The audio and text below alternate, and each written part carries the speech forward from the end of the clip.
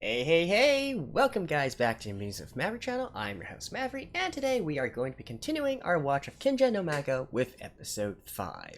So, last episode, it was quite a surprising development, right? We actually had the big baddie, Shotorum, reveal himself, and actually he didn't reveal himself, he was found out by characters other than our protagonist, and, well, his whole conspiracy, his whole, going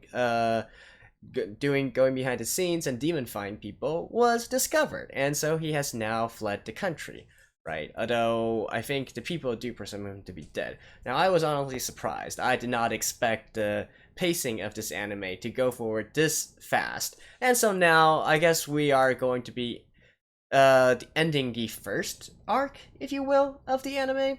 Not quite sure how they are going to continue on. Are they going to immediately say, hey, we found out that he didn't actually die, and so we need to stay alert? Or are they just gonna assume that they've solved everything already, and then go on with the daily lives and maybe potentially the next arc, and then we'll not learn Shorum until maybe a few episodes later, or a few arcs later, right? It's possible. But anyways, I was pleasantly surprised by the rapid development of the plot.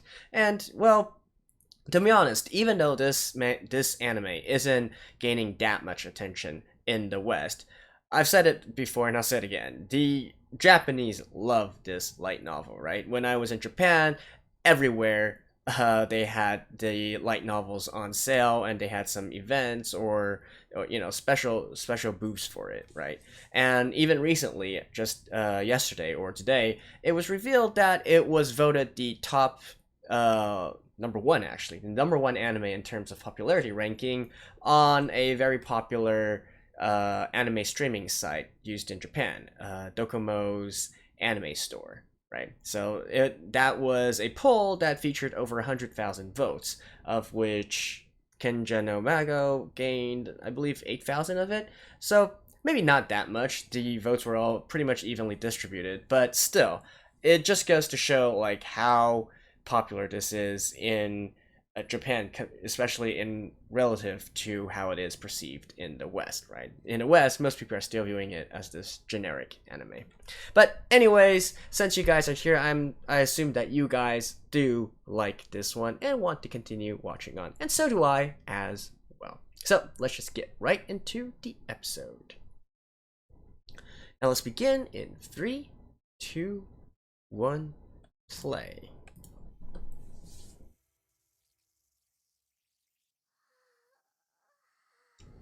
Are you taking a... Okay, it's a bidit function. Alright. Bidits are awesome, by the way. If you haven't used it before, it will change your life.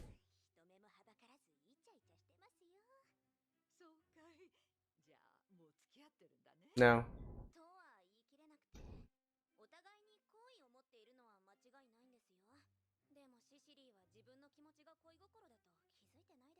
Really?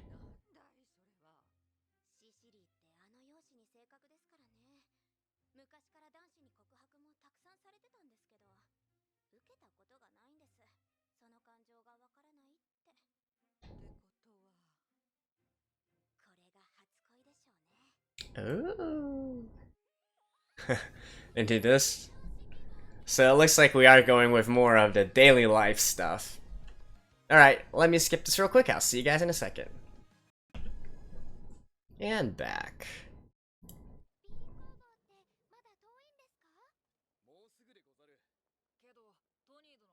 Oh yeah, they were supposed to do something. Is Beanworks the cafe or... Oh, no, wait, it's the workshop, right? Ah.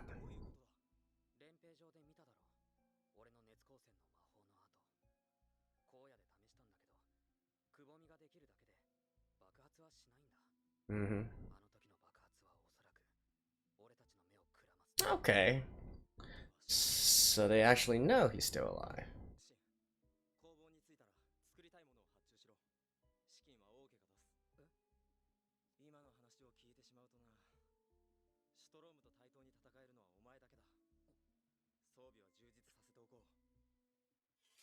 Hmm. bean works.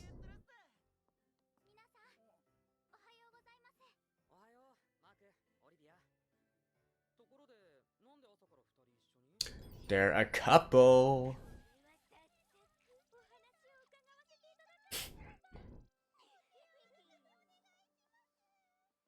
Oh, maybe she stayed the night?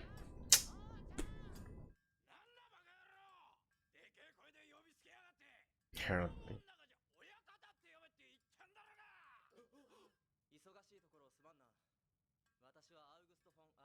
The prince!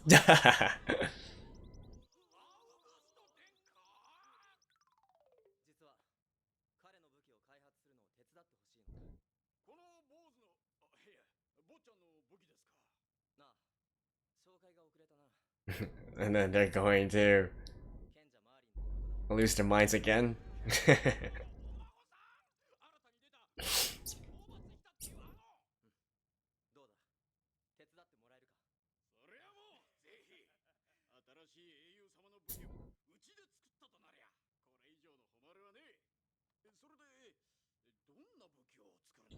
Detachable swords?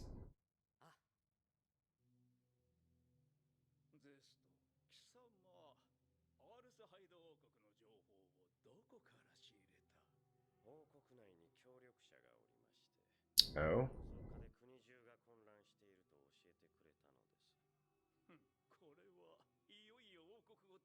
Okay.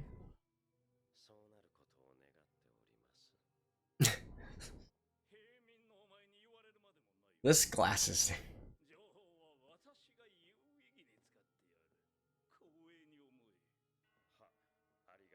Okay, so this guy is gonna be a double crosser as well.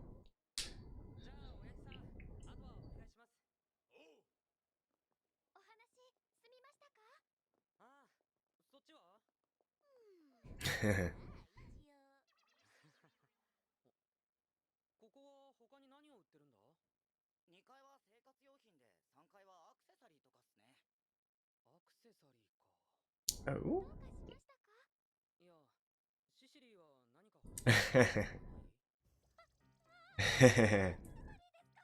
And she seriously doesn't realize she's in love. Come on. Come on.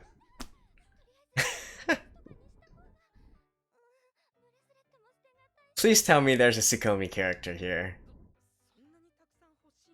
Like Maria?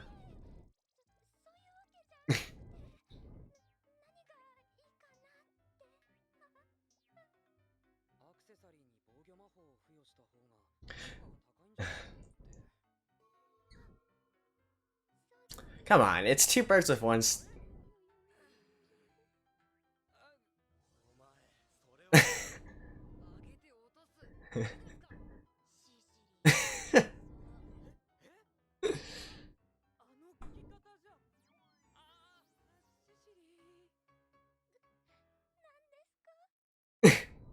But,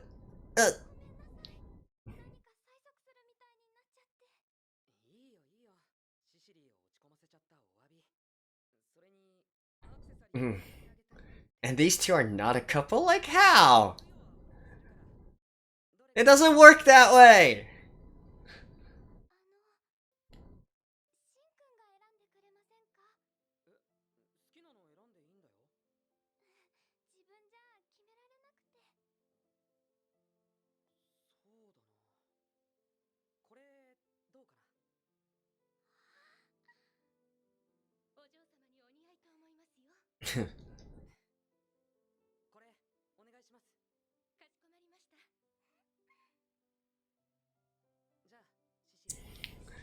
You guys aren't even in a relationship? Oh my god.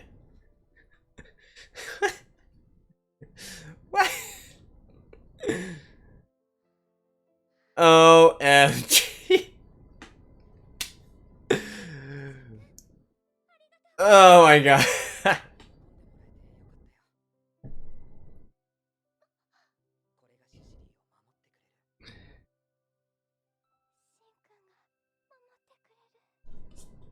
Oh my god. And so the others are watching? No. I don't know if I can take this anymore.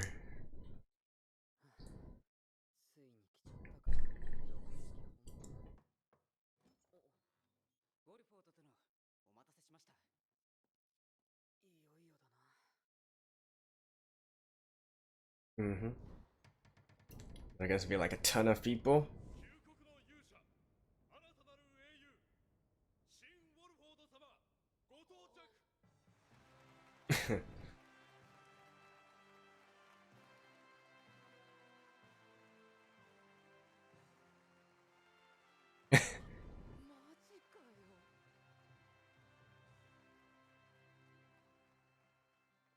Well, at least he's.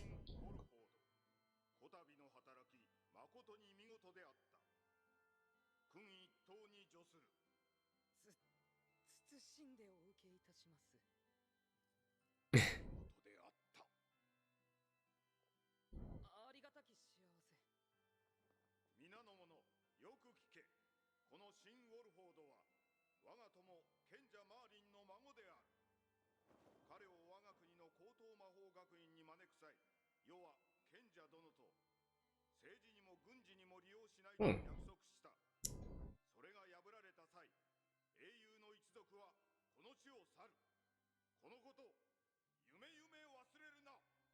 Dang, this is a nice king. Hmm. Plus 100 points to the king.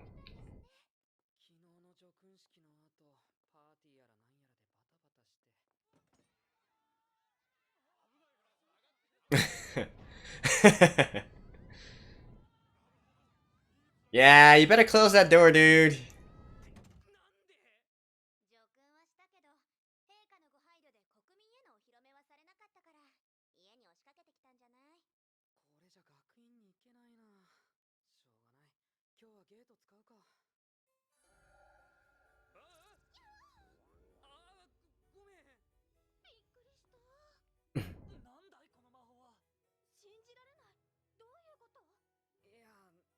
Oh, they don't know about his gate magic yet.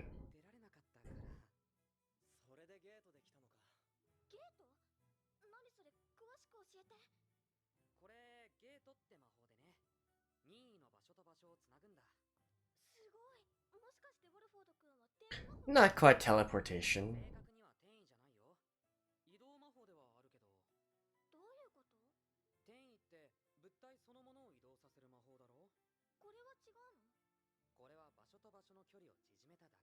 Folding space-time.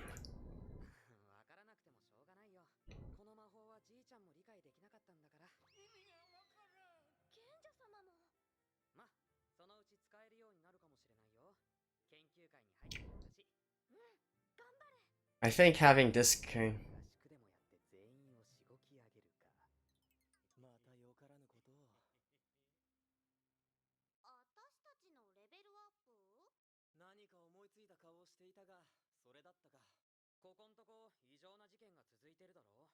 Hmm. I wonder how much the anime actually cut out. Like, did they already have a lot of these study sessions before already?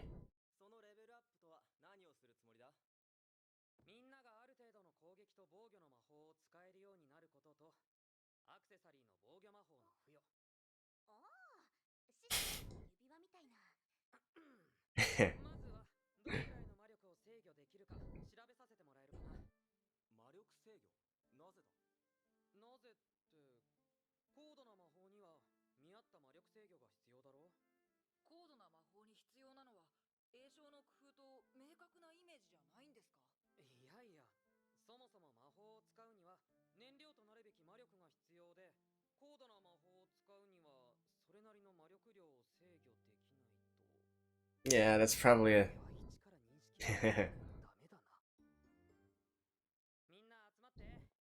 By the way, that text there was just what he said. Hmm.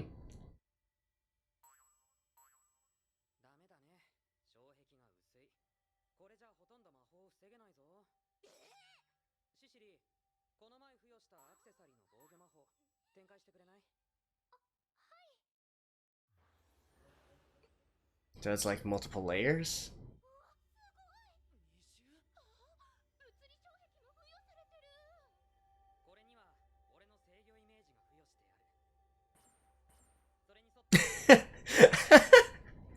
I like the different sound.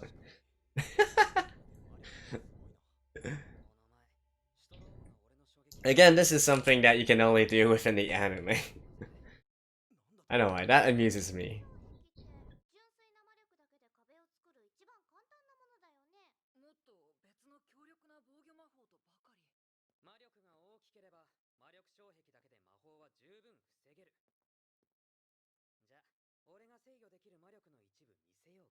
Oh.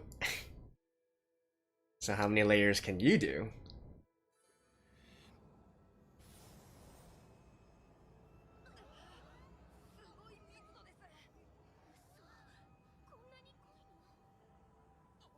Can we see? Can we see? Oh. It's directly on him?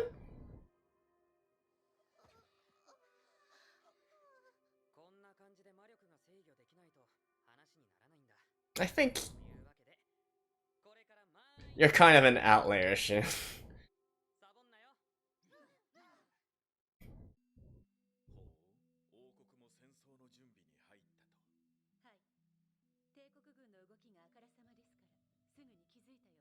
Oh.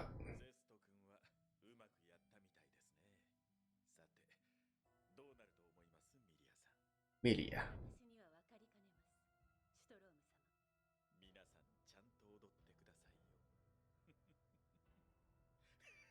It's okay. So he was originally he's also working as a sort of spy, along with Zest.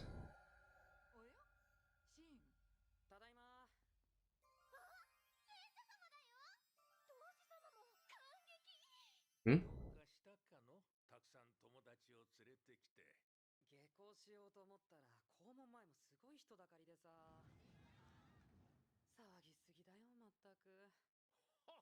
And they're like, tell me about it.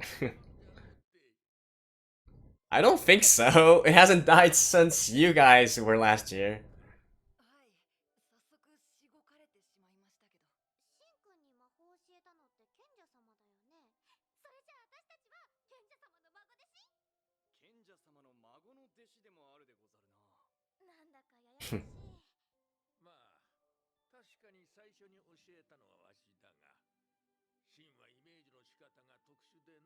Yeah, I think he's using a different process.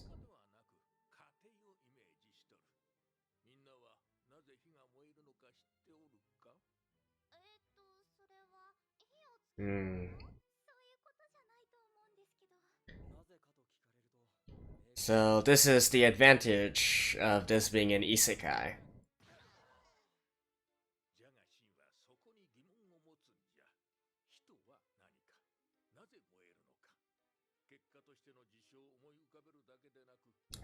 Science!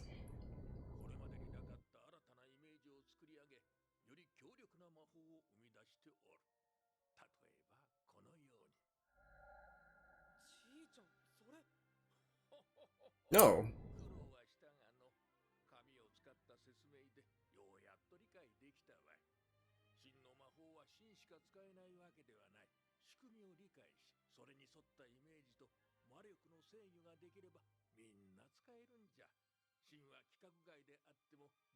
Hmm.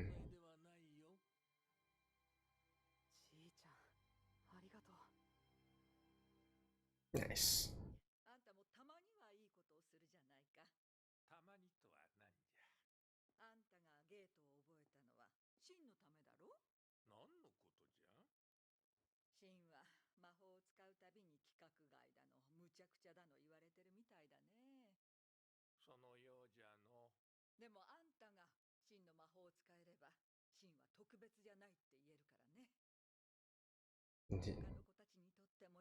Is he gonna be like, I can't actually use it?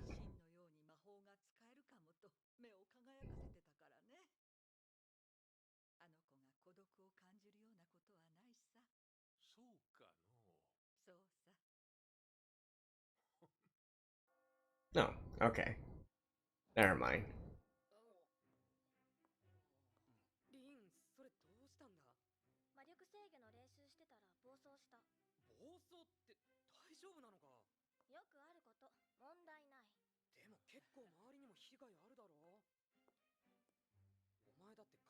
お父さんは宮廷魔法師。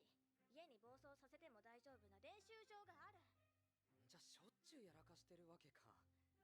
とんだ暴走魔法少女だな。それいい。これから暴走魔法少女。違うわ。暴走魔法少女。Alright. Wow. He really went for detachable swords. Oh my god.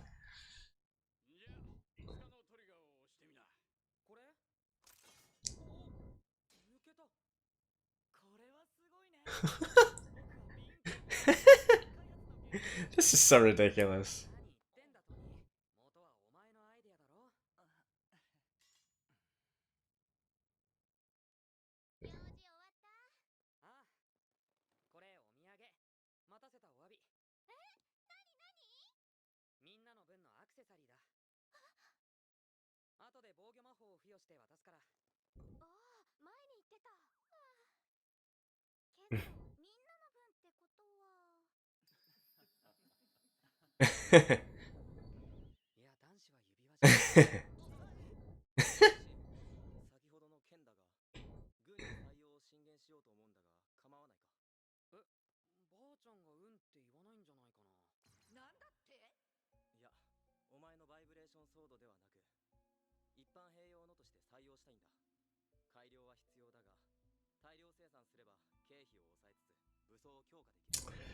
I'm not sure that's...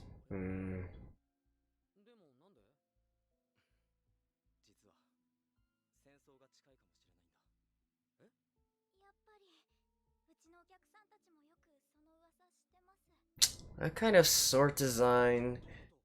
I have to look into it after this episode.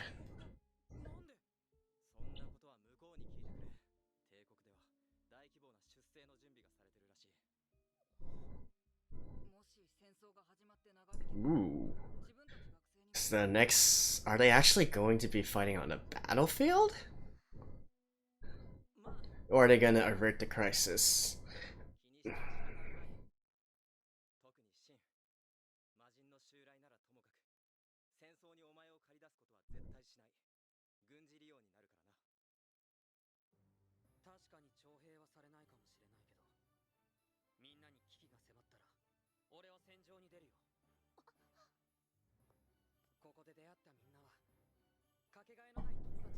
Yeah, so I don't know. I feel like maybe the anime skipped a lot of the in-between parts, maybe in regards to daily life or something.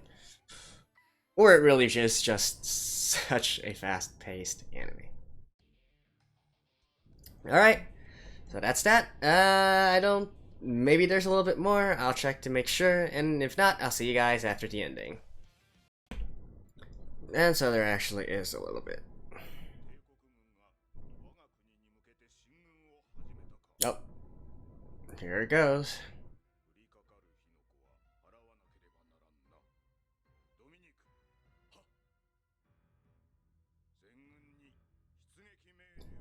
Move out! Well, it looks like they are going to be going onto the battlefield after all, and I wonder, are they actually going to show Shin and his fellow classmates on the battlefield killing enemy soldiers? Is it actually going to do something like that? I'm not quite sure. It doesn't really fit with the current tone of the anime, right? But I've been told that the source work for this, the light novel, is actually quite serious, even though it does have its comedic elements. So in this case, it's entirely possible that they will be going out and, you know, killing enemy soldiers, right? Becoming soldiers themselves. That is possible. And, well, of course, nothing that has happened so far suggests that, but I mean, considering that it is an adaptation, what its source material is, it's eventually going to be, right? But speaking of which, I do really enjoy the lighthearted nature of this series so far. Like, it's so easy to tell, like, who is the good guy, who is the bad guys, the good guys, and, you know, everything that happens to our protagonist, it all has an air of convenience to it. People support him and whatnot. It's just a feel-good anime, right? Compared to other stories, maybe of vengeance, maybe of revenge, you don't get the frustration and whatnot. And, there can be arguments made for either kind of setting. I like both. For more realistic ones, I like to go and talk about maybe some morality issues and whatnot. And for ones like these, well, it's just good to have a laugh at and keep your spirits up, right? So that is that. I don't know. It's hard to say. So far, it doesn't seem to be something that takes itself too seriously, although that may change in the future. And that's why, in the end, I decided not to comment too much about the detachable blade idea of that new sword they thought of. Well, if like my basic my instinct is that probably wouldn't really work, right? So the advantages of it notwithstanding, the center of balance of that kind of sword would be entirely wacky, and I don't think it'd be a very effective weapon overall. But then again, this is a world with magic, right? So it's hard to say if they follow the conventional ways of doing things. And also, considering that this is more of a lighthearted in tone, at least for now, we definitely know it's not going for true realism, right? So I decided not to think too much about that part.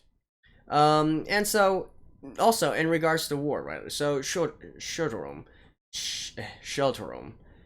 I can never get his name correct. I keep wanting to pronounce his name scrotum or something, right? Which is obviously not correct.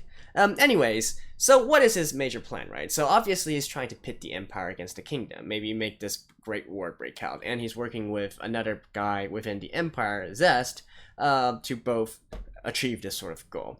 Now, this is just a theory, but I think, considering that last episode he was talking about about the dominance of demonoids and whatnot, I feel like probably their grand plan is to weaken the human kingdoms and then make it so that, fighting over each other, and once both are weak enough, then they can have a demonoid uprising and then, take over the human kingdoms and become the rulers of the land themselves. At least I think that's the general idea that they have. I don't think it's anything too complicated or too deep. It's probably a very straightforward ploy for power, right? So that is my prediction for that. In regards to Shin's relation with Sicily, I don't know, man. I think I've commented enough during the episode as well. Like, these two, I guess it's really just a running gag, right? How these two can be as close as this, but then still never actually acknowledging each other as partners or whatnot. It's probably just a running gag. I say this, and then probably in the next few episodes they'll confirm their relationship, right?